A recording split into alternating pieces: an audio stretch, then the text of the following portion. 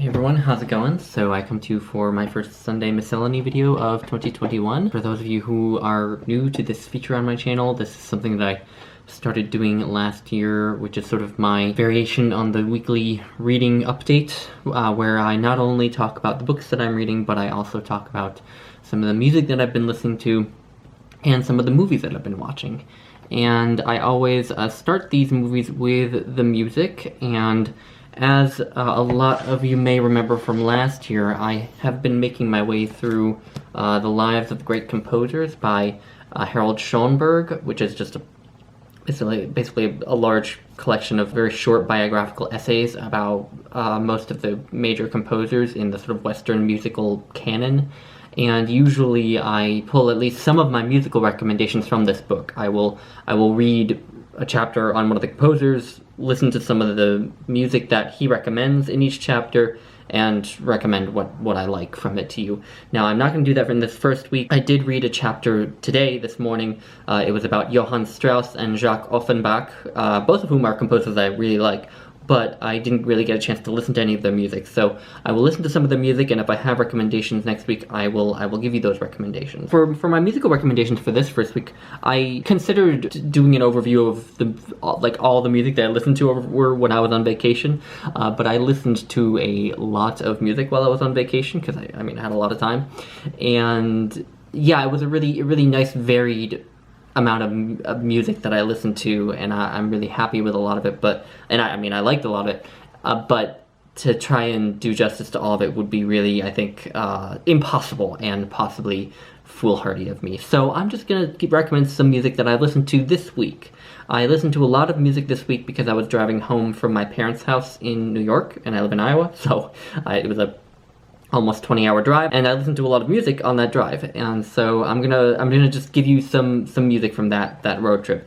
And so the first one actually isn't from that road trip. The first one is one I've been listening to today. I today have been trying to listen to Rodelinda, which is an opera by George Friedrich Handel. I struggle with the operas of Handel because the stories tend to be really bad, and the music in between the arias doesn't tend to be all that good, and they also tend to be very, very long. So they're a tough sell for me. But I've been listening to this one today because next weekend the Metropolitan Opera is doing not a live stream, but a stream of a performance of Rodelinda that they did with Renee Fleming.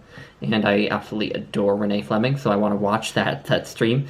So I've been listening to Rodelinda ahead of time. And the only thing that has super struck out to me now is just the overture, so I will leave that in the playlist. It's really, really nice music. Handel is a great composer, no doubt. I struggle with his operas. The other composer who I've been really listening to a lot lately is Robert Schumann.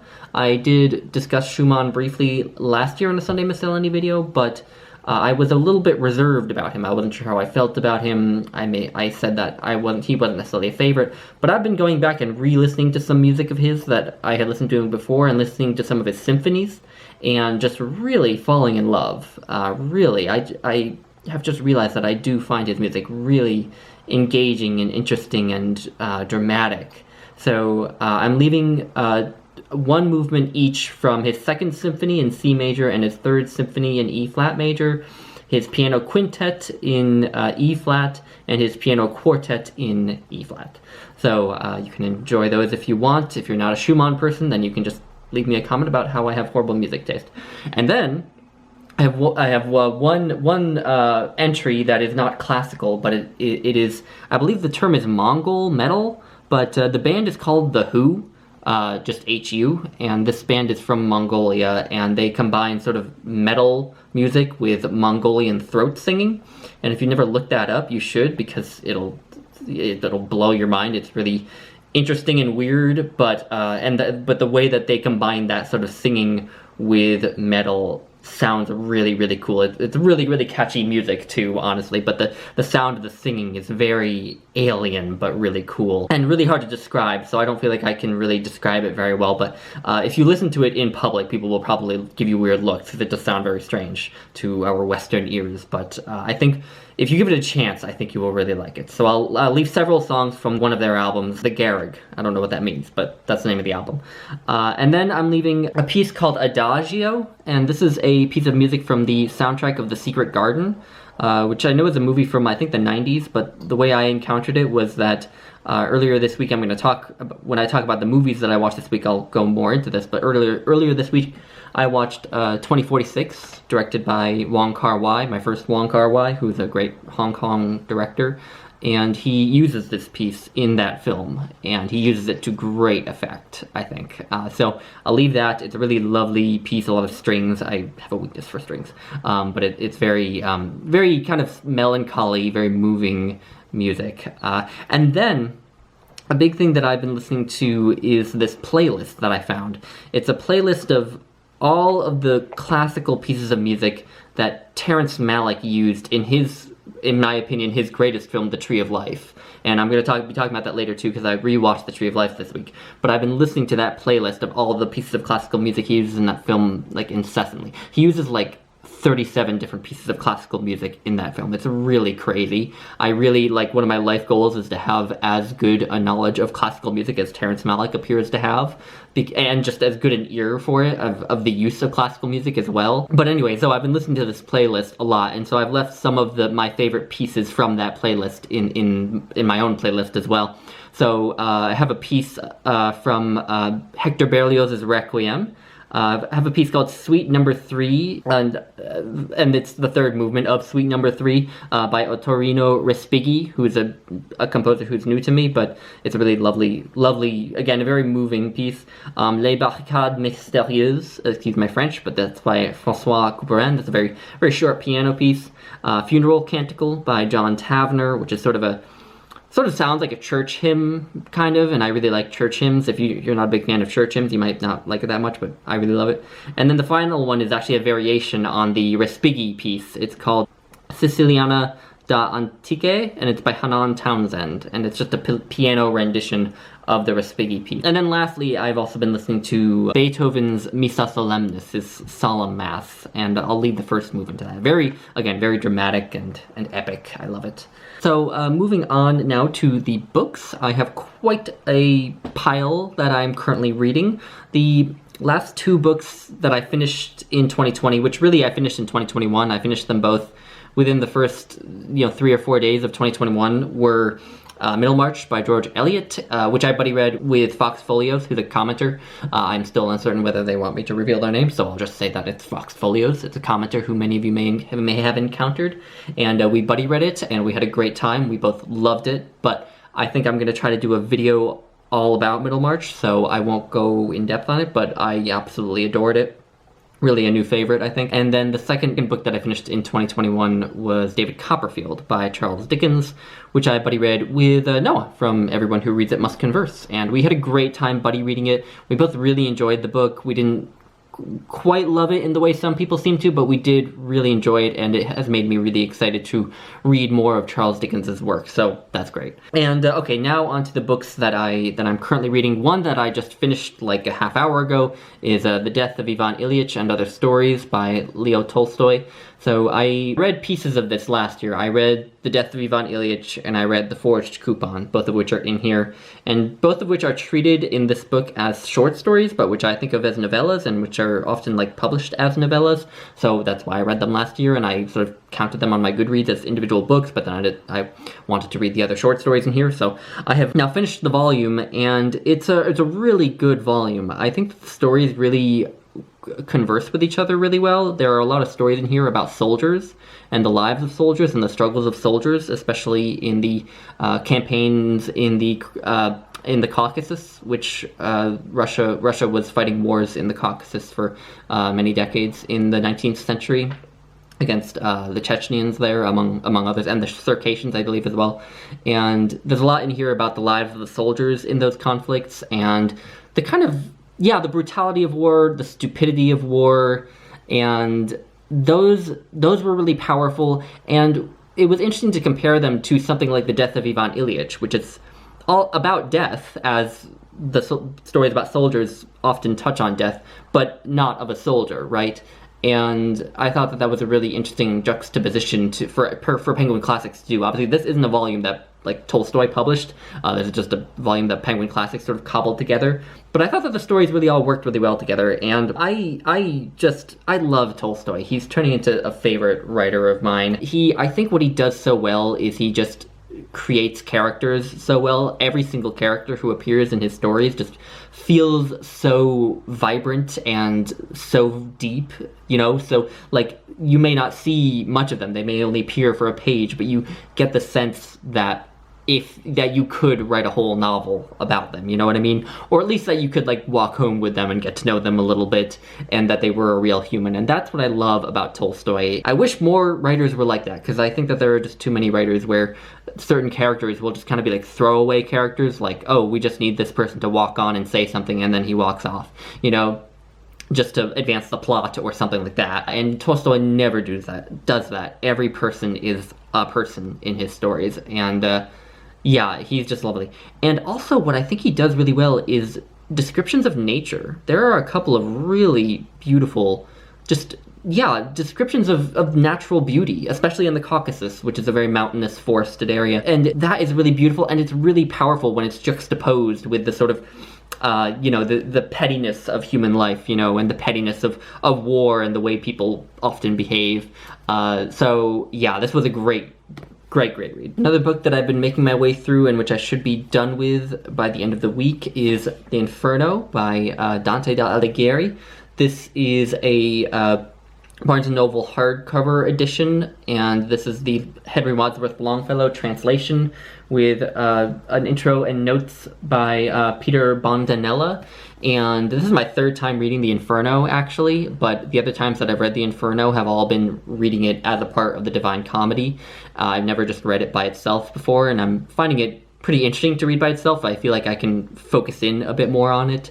And Peter Bondanella's notes are really good. His introduction is kind of basic, but it's good enough. It's well written. But I'm really enjoying this. I'm so fascinated by the Divine Comedy and all the layers it's working on and all the sort of thought behind it and so on and so forth. But this is another book where I think I will do a whole video on it, especially since it's my third time reading it. I think it should be really interesting to discuss. And then, so I'm going to finish that one this week. Another book that I think I'll finish this week that I just started yesterday, and it's relatively short, is, well, it's not going to look short when I hold it up, but it's in this book. This is The Books of Earthsea by Ursula K. Le Guin with illustrations by Charles Vess, an absolutely beautiful volume.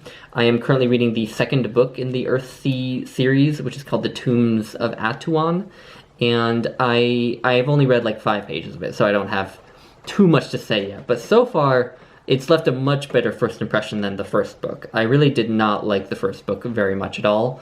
In fact, I kind of hate reading it by the time I was done with it, but I have it on good authority that the books get better as they go along. So I'm holding out hope, and the first 5 pages of the Tombs of Atuan, again, left a good impression. And what I think bodes well for the Tombs of Atuan is that the protagonist is female. For some reason with fantasy and sci-fi, I really kind of prefer female protagonists to male protagonists. I'm not sure why I'm like that, but I am. And so anyway, and I think it also has just established a really interesting setting for it. It's the main character is a little girl who's supposed to be raised to be a priestess, basically, so she's being raised in this temple, essentially. And so she doesn't really get a normal childhood, it sounds like, and that just is a story that really intrigues me, I think. So it sounds like it'll be a bit of a coming-of-age story, you know? So anyway, I'm excited for that one, and I should finish it again by the end of the week. And then I'm also, and then also kind of for fun, I am currently rereading Into the Wild by Erin Hunter, which is the first book in the Warriors series, which is a series of books about wild cats, basically, who live in 4 separate clans, Thunder Clan, Wind Clan, River Clan, and Shadow Clan. And it's published in sets of 6 books, so each 6 books will have its own plot. And the first series, which I think is probably still the best, is about a young cat named Rusty, who is a house cat who joins Thunder Clan. He kind of runs away from home to join Thunder Clan, and about him becoming a warrior, and about Thunder Clan's conflict with Shadow Clan, and yeah, so I'm reading this. It's really light reading, so I'm not putting much thought into it. It's kind of a sort of a bedtime book, if you will, a book that I just read before bed because I don't have to think about it much, but it actually is really fun revisiting it. It's a really big nostalgia trip for me. And I mean, I think as as middle grade fiction, it is quite good. And then I'm also doing a reread of the New Testament in my Penguin Classic of the King James Version of the Bible. And I've been wanting to reread the New Testament for some time. I'm still in the Gospel of Matthew. I'm reading for like 5 pages a day. So, you know, I'm not gonna get through it super fast. But I've been wanting to reread the New Testament for some time, and I especially want to reread it now because I also want to reread. Or not reread, but read for the first time, Jack Mallis's book, Christ, A Crisis in the Life of God, where he sort of does this big literary analysis of the New Testament, and I want to have a reread of the New Testament under my belt before I go into that book. And then the last book that I'm also just kind of chipping away at is The Story of Art by E.H. Gombrich, which is kind of beat up and also kind of published in the form of a textbook, but this is sort of a history and overview of the history of art, with a focus on painting, sculpture, and architecture, although with the largest focus being on painting. And it's also focused on Western art mostly. He does start out by talking about art of other cultures, but this is pretty much about Western art. And so far the writing is excellent. I'm really finding this an incredibly approachable book. Yeah, just very clear, eloquent at times. I'm really liking it. And I'm really excited to learn more about art. It's probably the art form that I'm know the least about, but am most interested in. So, you know, there's music, books. I have a decent grasp of both of those, but I have yet to learn as much as I want to about art. So that's sort of why I'm reading this book. And this is what I'm going to chip away at, really. Yeah, I'm not going to bowl through this. I'm going to chip away at it. For now, I'm really eager to start off the year with some short books, some relatively easy books, you know, easy by Lukács standards at least, and maybe some rereads as well, so we'll see where that goes. But for the books here that I'm sort of chipping away at, like the Story of Art, I won't bring them up every week in these Sunday Miscellany videos. I'll leave them in the description under a line called Books in Progress. So there'll be one that's Books Discussed, which is the books I actually talk about, and there'll be another line that's Books in Progress, and those are just the books that I don't mention, but that I'm still making my way through. So keep an eye there just to see any books that I'm sort of chipping away at. But anyway, so those are the books. And lastly, I want to talk about the movies that I've been watching lately and really liking. I have 4, and one is one that there is a whole discussion video on between me and Jason from Old Blues Chapter and Verse, and that is The Best Intentions, which is a 1992 film directed by Bille August, the Danish director Bille August. It's a film written by Ingmar Bergman, based on a novel that Bergman wrote about his parents, basically. The whole story is based on Ingmar Bergman's parents, and it's about their courtship and marriage, their very tumultuous relationship, and it's just a beautiful film. There's so much about it that is just about perfect. The acting, the actors are perfectly cast. The dialogue is great. The soundtrack is just gorgeous. It's by Stefan Nilsson, and you look up the soundtrack. Just look up Stefan Nilsson, The Best Intentions. It's absolutely gorgeous soundtrack. I think Jason mentioned in our discussion that it was like melancholy made into a sound. I would agree, it's just beautiful. Yeah, it's a really beautiful film, and it's 3 hours long, but it won't feel like 3 hours, I promise. And I'll leave a link to Jason and my discussion, because I think we had a really nice discussion. The other movie that I've already mentioned that I watched this week was 2046, directed by Wong Kar-wai. So it's a Hong Kong film, so it's shot mostly in Cantonese, but I think there's also some Japanese dialogue and maybe one other language in it, but mostly in Cantonese. And this is about a writer who sort of struggles with his love life a little bit. He has 3 or 4 different women who he gets into relationships over the course of the film, and we sort of see him work through his emotional attachments to them in his writing of this story called 2046 and the second story called 2047. And the plot itself doesn't really go anywhere.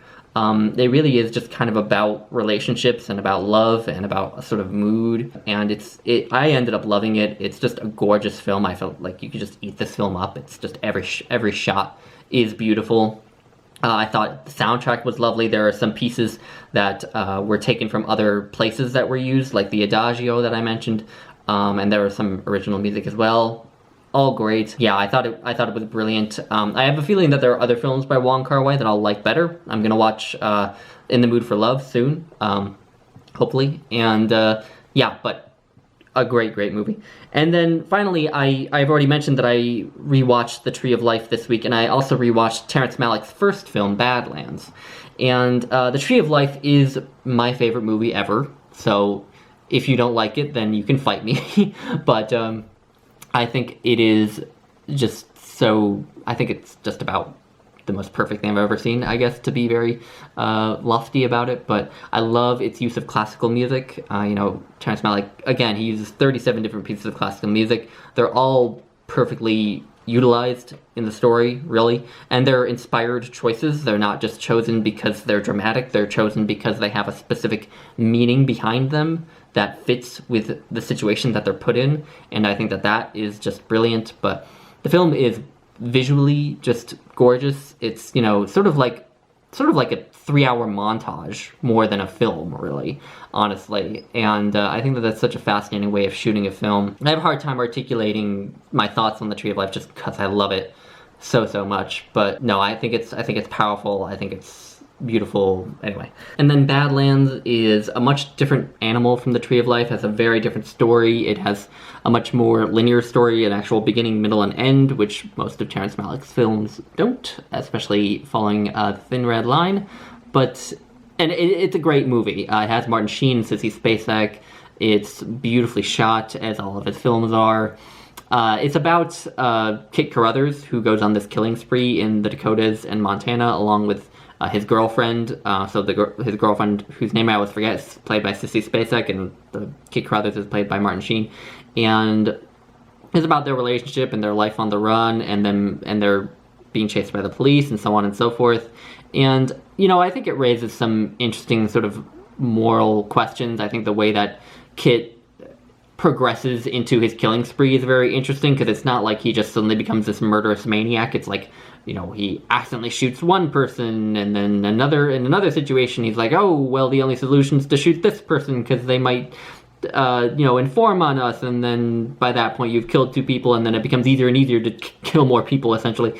And, so there is kind of that interesting sort of moral progression of them. But I think it is a bit less rich than some of Terrence Malick's other films. Certainly less rich than The Tree of Life, I think. But it is, again, beautifully shot, really entertaining, really entertaining in a much more conventional sense. I could see someone who's more used to conventional Hollywood movies liking it more than I necessarily do. I tend to like sort of art house films. I don't mind, stuff that's slow going and so on and so forth, but this is not slow going. This is very, very gripping in a conventional sense. I find all of Terrence Malick's films gripping, to be quite honest, but a lot of people don't. A lot of people find them boring, but this one I think any viewer would find gripping. So it's good, but not my favorite Terrence Malick, but a masterpiece nonetheless. And yeah, that's all.